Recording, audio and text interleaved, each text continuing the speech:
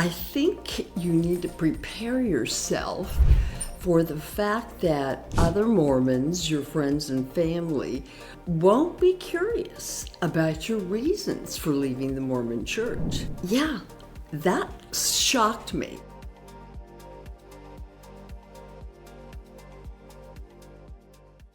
Hi, and welcome back to Heretic Survivor from Mormon to Me. I'm glad you're here.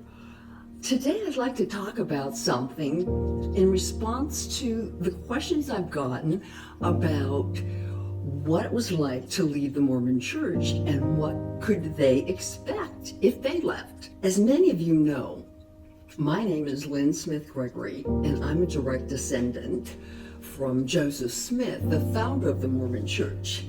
And I left the church after 4 generations of devoted Mormons, and these are the things I wish I'd known before I started that chapter of my life. What to expect when you exit the Mormon Church. First of all, I'd like to talk about the social impact of leaving the Mormon Church, because after all, that's probably what's going to hit the hardest. I think you need to prepare yourself for the fact that other Mormons, your friends and family, won't be curious about your reasons for leaving the Mormon Church. Yeah, that shocked me. And they weren't interested in my explanation because they've got assumptions of their own. And they were entirely wrong, but I didn't feel like I could refute them. They weren't open to a discussion. They felt like they knew, and they weren't even curious about how I would answer that question if it was asked. Why did you leave? Yes, my Mormon friends and family had their own narrative about why I left, that I was too lazy to keep to the strict standards of the church, that I was curious and wanted to sin and experience things outside the boundaries of what the church allowed. And neither of those, of course, were my reasons for leaving, which was discovering the truth about the Mormon Church, the sordid truth and dark history about my great-great-uncle. And they weren't interested in me sharing that as a reason for why I left. An invisible barrier goes up between us. Suddenly, it's us and them, and I'm on the outside. And this hurt. Friends and family that I felt knew me, I felt like years of our relationship were erased with this decision. They acted as if I was a stranger or someone they didn't know or understand. And this hurt in ways I wasn't prepared for. The social distancing is real, not the COVID kind. I had people physically step back from me at social events as if I was contagious, that they too might start questioning the church if they were in contact with me. And family, that was the hardest. It was really difficult to explain to my parents that I was leaving, that I didn't believe the church was true, and hear their response that I was going to be the reason that our family wouldn't be forever in heaven. And I know my mother didn't intend that as a guilt trip. I know that's how she truly felt. She was devastated, but it hit hard. I talk about how to deal with family members who are still in the church in other blog posts off my website, and I'll probably talk about it some more in my YouTube channel, because these are relationships you probably want to maintain.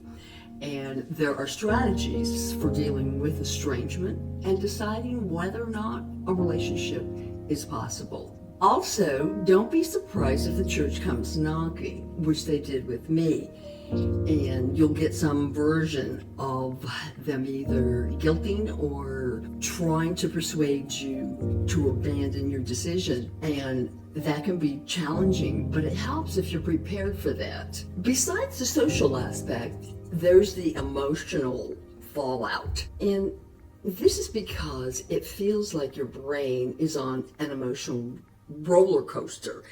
One minute you're angry, the next minute you're sad, there's grief, there's confusion, You might wonder whether or not you made the right decision at times. It can be a lot for your brain to handle. Your brain is literally rewiring itself, integrating new information with lifetime programming. And this can be challenging. I really highly recommend working with a therapist at this point, particularly one who has training in religious trauma. It's vital to get the support you need so that you don't feel so alone, and someone who has expertise in processing the kind of feelings you're experiencing can be invaluable. And the random guilt attacks can pop up anywhere. It's that discrepancy between your mind knowing this is no longer wrong or a sin and your feelings trying to catch up.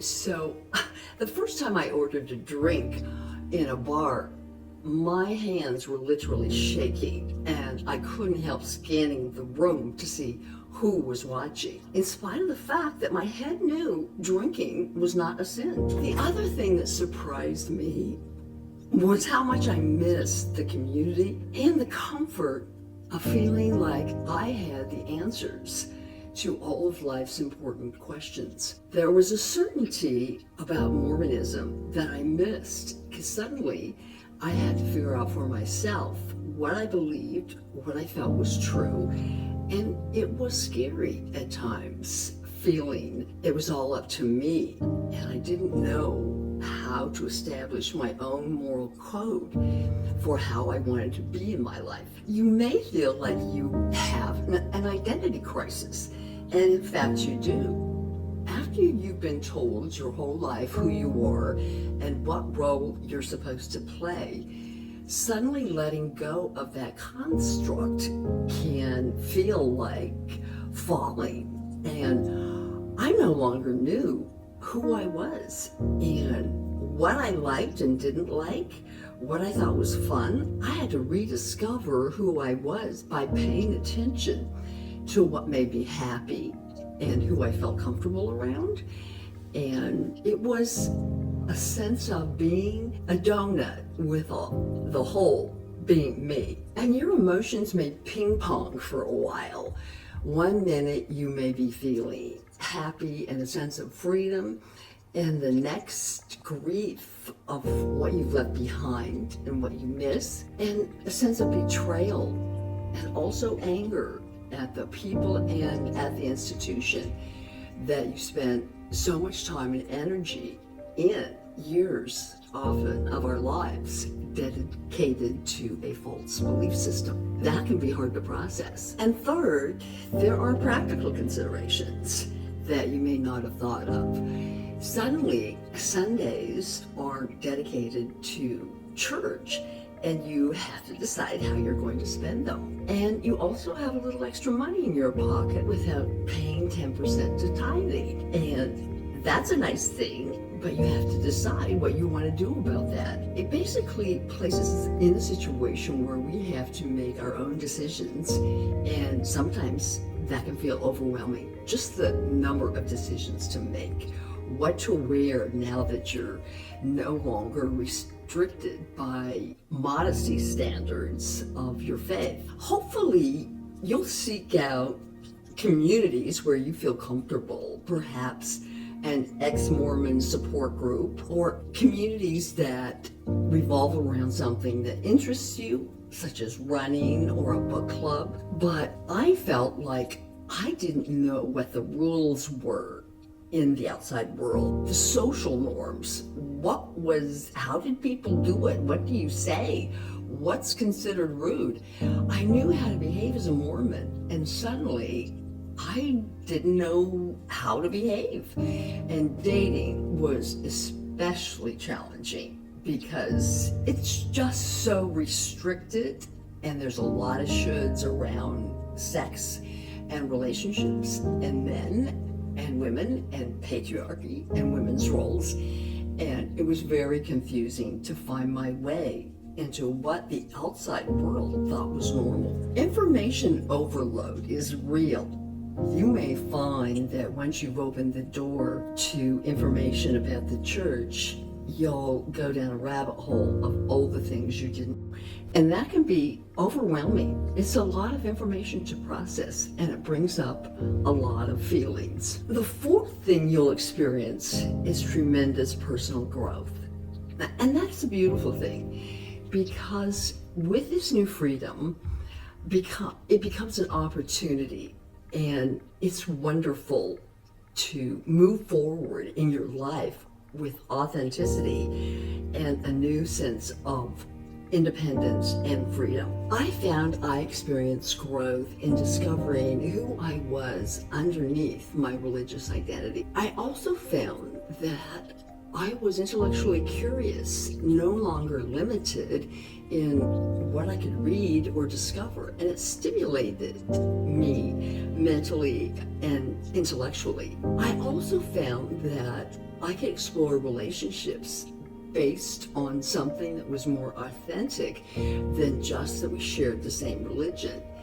And that proved to be one of the most satisfying aspects of leaving the church. I also developed my own moral code, one that was based on information and empathy and who I wanted to be, how I wanted to move through the world, rather than arbitrary rules set up by somebody else. Leaving Mormonism isn't just leaving the church. It's living an entire way of life. So know that it's going to be a process, and take good care of yourself. Get help, get support, find others who are in the same boat, and share your experiences with each other. And therapy is always, always helpful. Find a good therapist and let them help you with the deconstruction process, because it's a lot. This is hard, but I promise you, it gets better. If you're just starting your journey, know that your feelings are all normal, and there are others like myself who've walked this path as well. There's a whole community of us out there. I encourage you to join our community of truth seekers and survivors, and share your experiences with us. What have you found most challenging about your exit journey so far? I'd love to hear your stories and learn more about what your experience has been. If you'd like more support, check out my resources on my webpage to find therapists and communities that can give you the support you're looking for. Until next time, this is Lyn Smith Gregory, reminding you that your authentic journey is important. I can't wait to share more with you in the next episode about dealing with family members who are still within the church and how to navigate that sometimes challenging world. Thanks for joining me, and thanks for watching. See you again soon.